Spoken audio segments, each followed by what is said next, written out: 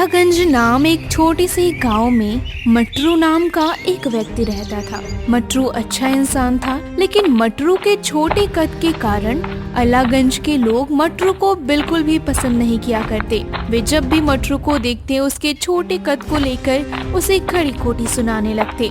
एक दिन मटरू अपनी मस्ती में हाथ में रुपया लेकर गांव के बाहर बाजार में गाना गाते हुए जा रहा था। देखो भाई, जैसे गोल गोल छोटा खरबूजा लोद कता हुआ चला जा रहा। देखो, अरे भैया, मटरू भी अपने अलागंज का एक अलग ही पीस है। अरे हाँ भाई, बिल्कुल सही बोले भाई। तभी गबरू उनके सामने से निकलता हुआ सब्जी की दुकान पर पहुंचता है, लेकिन वहां काफी भीड़ थी। भाई, जरा 1 किलो गाजर मुझे तोल देना। मटरू कई बार आवाज देता है, लेकिन सब्जी वाला उसकी एक नहीं सुनता। काफी देर खड़ा रहने के बाद, अरे बोल, क्या चाहिए तुझे? कितनी बारी कहा है किसी और को भेजा कर सब्जी लेने, इतनी भीड़ में दिखाई तो देता नहीं। अरे भैया, मुझे 1 किलो गाजर दे दो। मटरू गाजर लेकर वहां से चला जाता है। अरे आ गया तू, काफी देर लगा दी तूने आने में। गाजर लाने गया था या वहीं रहने का इरादा करके गया था? काम चोरी में तो तेरी कोई बराबरी नहीं कर सकता।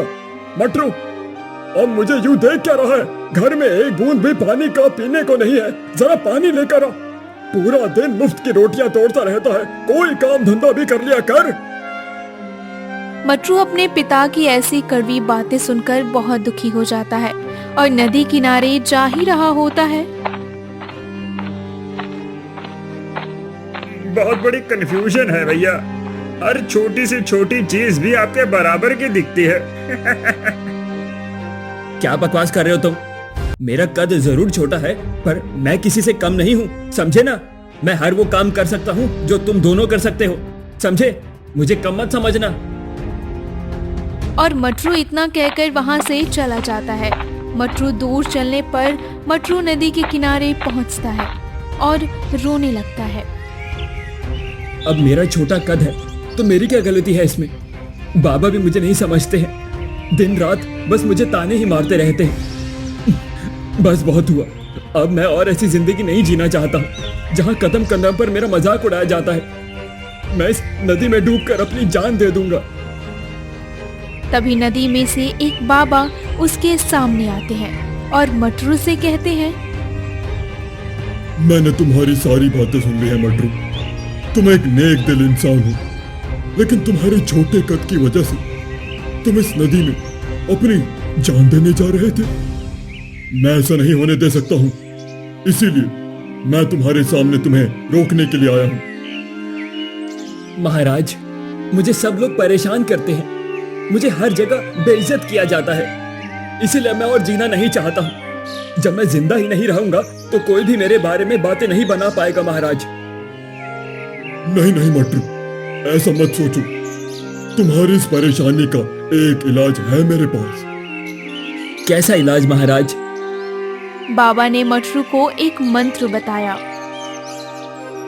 ये मंत्र पढ़ते ही तुम हवा में उड़ने लगोगे तो तुम्हारा कद इन सब गांव वालों से सबसे बड़ा हो जाएगा मटरू।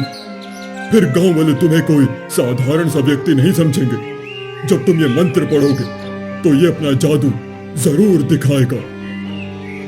अरे महाराज, मुझे तो यकीन ही नहीं हो रहा है, क्या सच में मंत्र अपना जादू दिखाएगा? अरे मटरू, एक बार आजमा कर तो देख लो।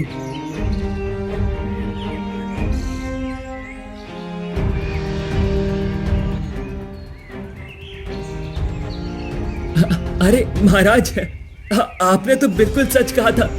देखो देखो, मैं तो आसमान से भी ऊपर आ गया हूँ। अरे वाह वाह, मजा आ गया, मजा आ गया। महाराज, लेकिन अब मैं जमीन पर वापस कैसे आऊंगा? अरे मटरू, उसी मंत्र को पढ़ो और नीचे जमीन पर उतरो। और तभी मटरू नीचे आ जाता है। मैं तुम्हें ये मंत्र इसीलिए दे रहा हूँ क्योंकि तुम एक अच्छे दिल के इंसान हो, लेकिन याद रखना, जब जब मंत्र को लगेगा कि तुम इसका उपयोग सिर्फ अपने स्वार्थ के लिए कर रहे हो तो ये अपना जादू दिखाना बंद कर देगा, समझे? दूसरे दिन उसके हाथ में फिर से रुपए होते हैं, जिसे लेकर मटरू पास वाली बाजार में जाता है। तभी पंकज और पप्पू। मटरू भैया कैसे फुदक फुदक कर चल रहे हैं, देखो देखो।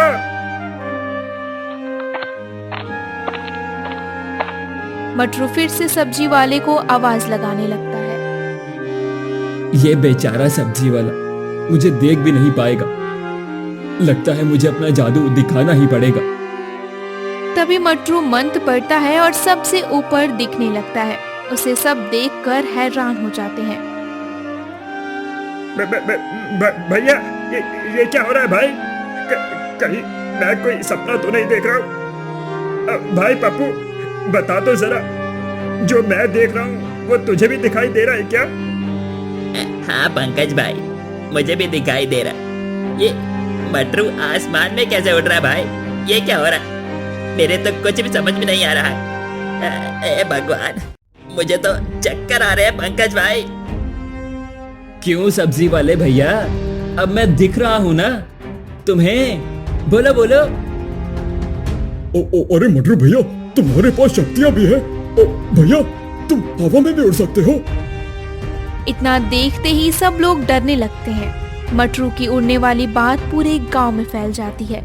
अब पूरे गांव में चारों तरफ मटरू के ही चर्चा चलते थे।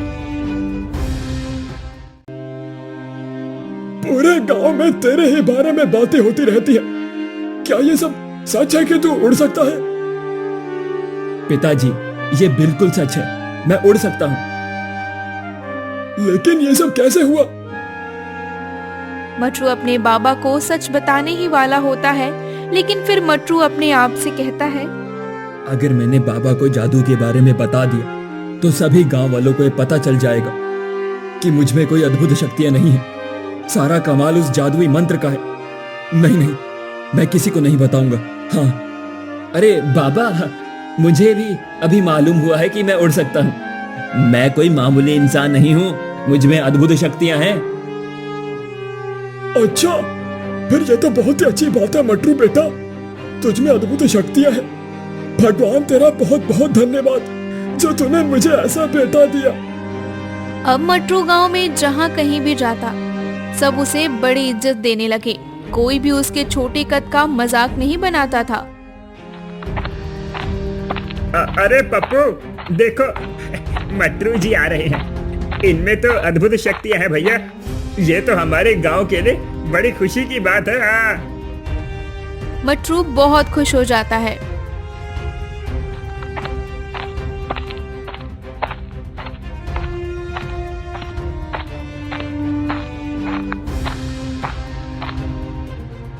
अरे वाह, ये दोनों तो मुझे दिन रात खड़ी खोटी सुनाया करते थे, आज मेरे बारे में अच्छी अच्छी बातें बोल रहे हैं। अरे भाई वाह, अब तो मजे ही मजे हैं। अब इनकी हिम्मत नहीं है जो मुझे कुछ भी बोल सके।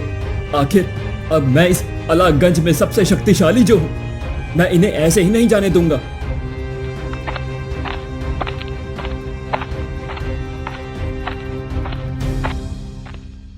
रात को पप्पू आराम से सो रहा था। तभी रात में मटरू आता है।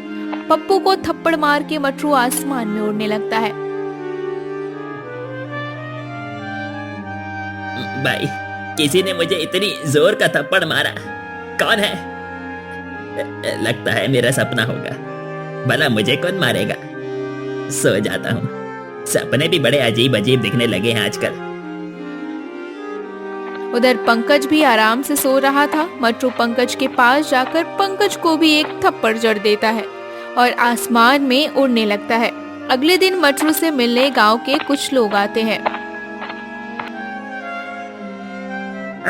हम आपसे मिलने आए हैं। आखिर आप जैसी शक्तियां पूरे गांव में किसी के पास भी नहीं है, और हम चाहते हैं आप ही हमारे गांव के मुखिया बन जाइए।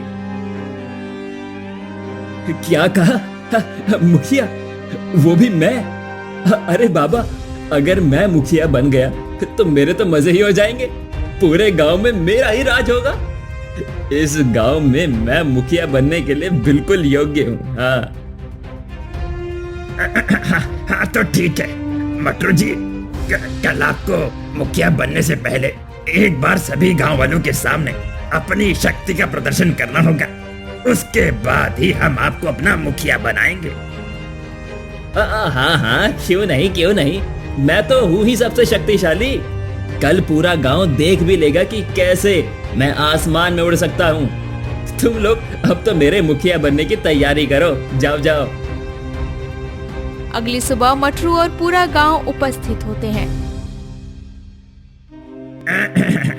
मेरे प्यारे गांव वालों, अब मटरू जी अपना चमत्कार दिखाएंगे, जिसके बाद हम मटरू जी को गांव का मुखिया घोषित कर देंगे। तो मटरू जी शुरू हो जाइए, सभी लोग आपकी अद्भुत शक्तियां देखना चाहते हैं। अभी दिखाता हूँ, लेकिन इससे पहले आप सबको एक बारी मेरी तरफ ना देखते हुए आसमान में देखना होगा। हाँ हाँ ठीक है मटरू जी, हम ऐसा ही करेंगे।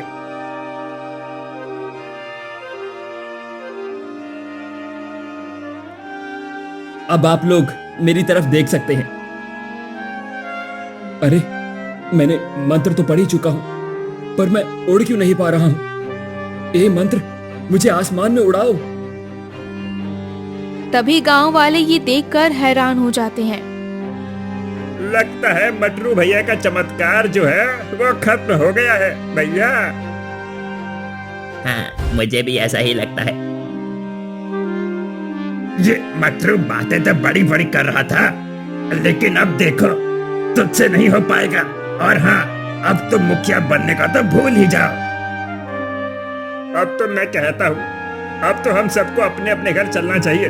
भैया फालतू में क्यों टाइम खराब करना है? क्यों भाई, सही बोल रहा हूँ ना मैं? मटरू बड़ी उदासी के साथ सबकी बातें सुन रहा था। थोड़ी देर बाद सब गांव वाले वहां से चले जाते हैं।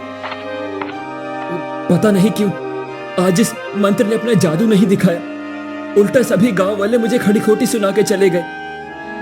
तभी आवाज आई, हे मटरू, ये सब तुम्हारे ही कारण हुआ। मटरू आवाज सुनकर चौंक जाता है।